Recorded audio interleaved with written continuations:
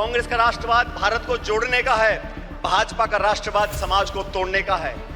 कांग्रेस का राष्ट्रवाद भारत की अनेकता को एकता में मिलाने का है और भाजपा का राष्ट्रवाद अनेकता को खत्म करने का है। कांग्रेस और कांग्रेस की सरकारें इस बात के लिए प्रतिबद्ध हैं कि भारत एक सच्चा धर्मनिरपेक्ष राज्य हो।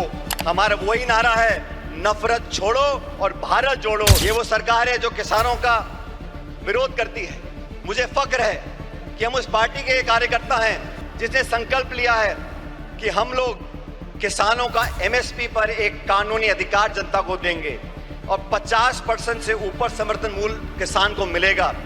मैं बहुत सौभाग्यशाली हूं और गर्वान्वित महसूस करता हूं, गर्व इस बात का कि जो प्रस्ताव न्याय पथ के नाम से कार्य समिति ने कल बनाया है वो आप सबके समक्ष हम लोग रख रहे हैं।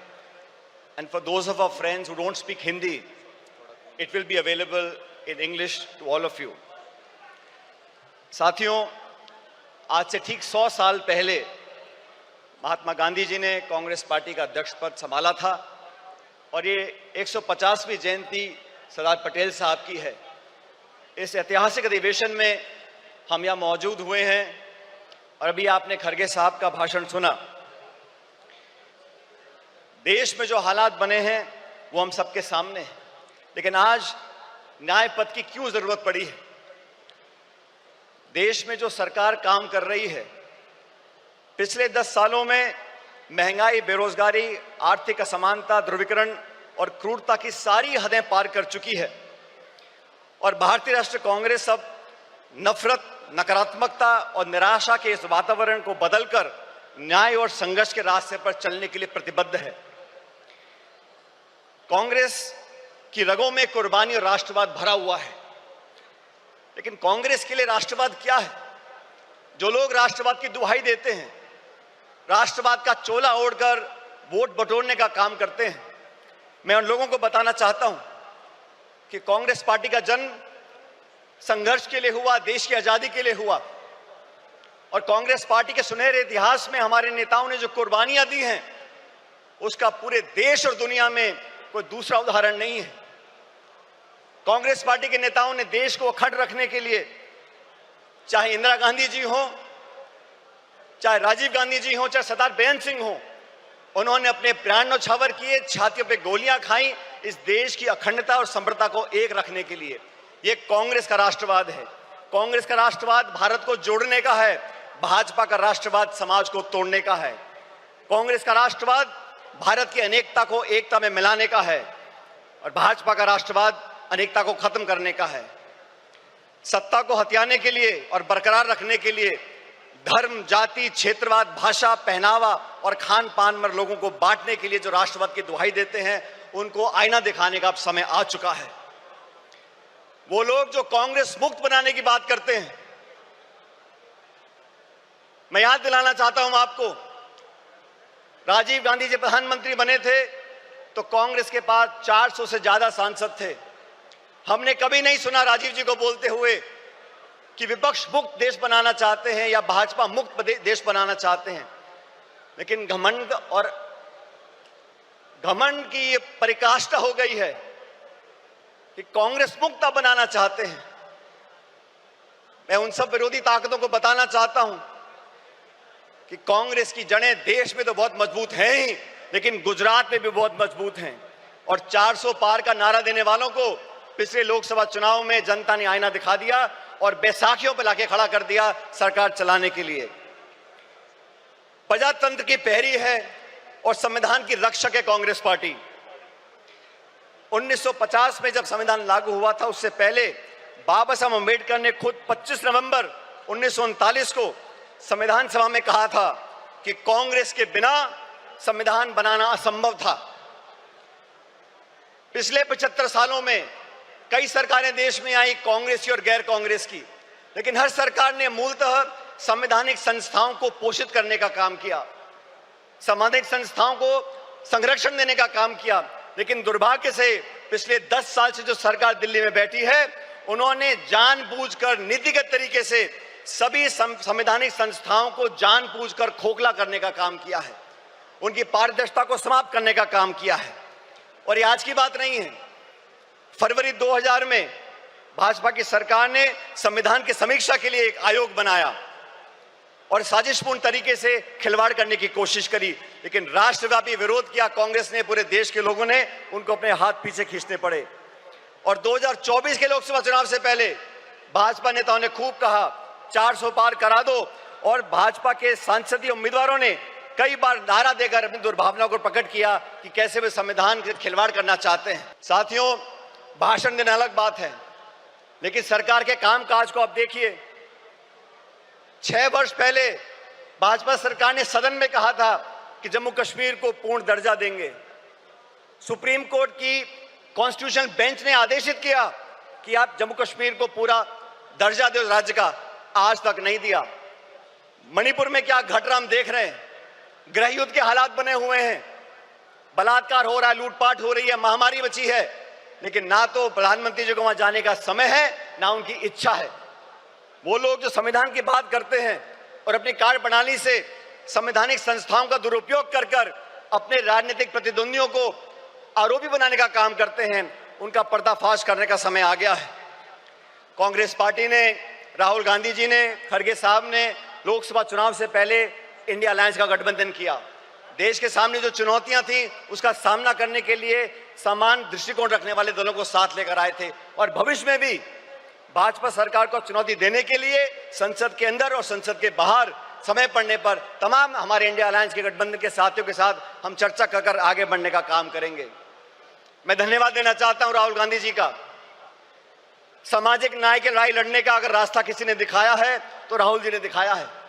1951 में जब सुप्रीम कोर्ट ने देश में आरक्षण को खत्म कर दिया था, तो पंडित नेहरू जी की कांग्रेस सरकार थी जब वो अध्यादेश लेकर आए और संविधान में हमेशा के लिए आरक्षण का रास्ता प्रशस्त कर दिया था। वो राजीव जी ने, इंदिरा जी ने उस रास्ते को अपनाया, और मुझे खुशी है कि आज खड़गे साहब और राहुल जी ने ये बीड़ा उठाया है कि सामाजिक न्याय दिलाने की जिम्मेदारी अपने कंधों पर ली है। देश में बैकलॉग है, SC, ST, OBC महिलाओं पर जो अत्याचार और हो रहे हैं, लगातार 13% की वृद्धि उसके अंदर हो रही है। देश का सद्भाव, सर्वधर्म समभाव, आज जो टकराव पैदा किया गया है, भाई को भाई से लड़ाने की जो एक साजिश रची जा रही है, उसके खिलाफ हम सब कांग्रेसजनों को साथ खड़ा होना होगा। बिना संकोच के हमें कहना होगा, जैसा सरदार पटेल ने 1948 में जयपुर के अधिवेशन में कहा था कि कांग्रेस और कांग्रेस की सरकारें इस बात के लिए प्रतिबद्ध हैं कि भारत एक सच्चा धर्मनिरपेक्ष राज्य हो। हमारी अलग अलग पृष्ठभूमियां हैं, संस्कृति है, वेशभूषा है, खाना पीना है, भाषाएं हैं, लेकिन जो लोग उत्तर दक्षिण के राग में धर्म, जाति, गोत्र के नाम पर लोगों को बांटना चाहते हैं, उन लोगों से हमको सावधान रहना पड़ेगा। भारतीय राष्ट्रीय कांग्रेस प्रतिबद्ध है कि धार्मिक, भाषाई, जातिगत व क्षेत्रीय बंटवारे की सियासत को हम आखिरी दम तक लड़ते रहेंगे। देश को ना बंटने देंगे, ना बांटने वाली ताकतों को बढ़ने देंगे। हमारा वही नारा है, नफरत छोड़ो और भारत जोड़ो, जो नारा राहुल जी की यात्रा में हम सब लोगों ने बड़ी गुरजोर से कहा था। महिला अधिकार की बातें करते हैं, आदि आबादी और पूरा हक, ये कांग्रेस का संकल्प है। एनी बेसेंट से लेके सरोजिनी नायडू जी, नेली सेन गुप्ता जी, इंदिरा गांधी जी, सोनिया गांधी जी ने हमेशा महिलाओं के अधिकारों को पहली पंक्ति में लाने का काम किया है। पिछले एक दशक में महिला अत्याचार, शोषण, प्रताड़ना, अपराध इतने बढ़ गए हैं कि भारत मां की आत्मा पूर्णतः छलनी हो गई है। केंद्र की भाजपा सरकार के आदेश पर महिला पहलवान बेटियों को दिल्ली की सड़कों पर जो घसीटा गया, या मणिपुर में मां बहनों को सार्वजनिक तौर से निर्वस्त्र कर घुमाया गया, हाथरस से लेकर उन्नाव तक भारत मां के सीने पर ऐसे हजारों घाव हैं। आए दिन देश की बेटियों के बारे में भाजपा के मुख्यमंत्री, केंद्रीय मंत्री और उनसे संबंधित संस्थाएं जिस प्रकार उनके पहनावे, आचरण, चरित्र, बाहर जाने के समय उनकी स्वतंत्रता, खान पीन व निर्णय लेने की क्षमता को लेकर लगातार आपत्ति उठाते रहते हैं, उसका हमको विरोध करना पड़ेगा। ये वो सरकार है जो किसानों का विरोध करती है।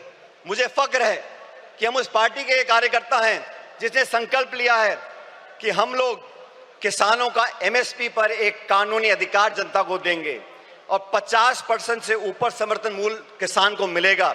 श्वेत क्रांति, हरित क्रांति, मिनिमम सपोर्ट प्राइस, ये सब कांग्रेस की सोच का परिणाम रहा।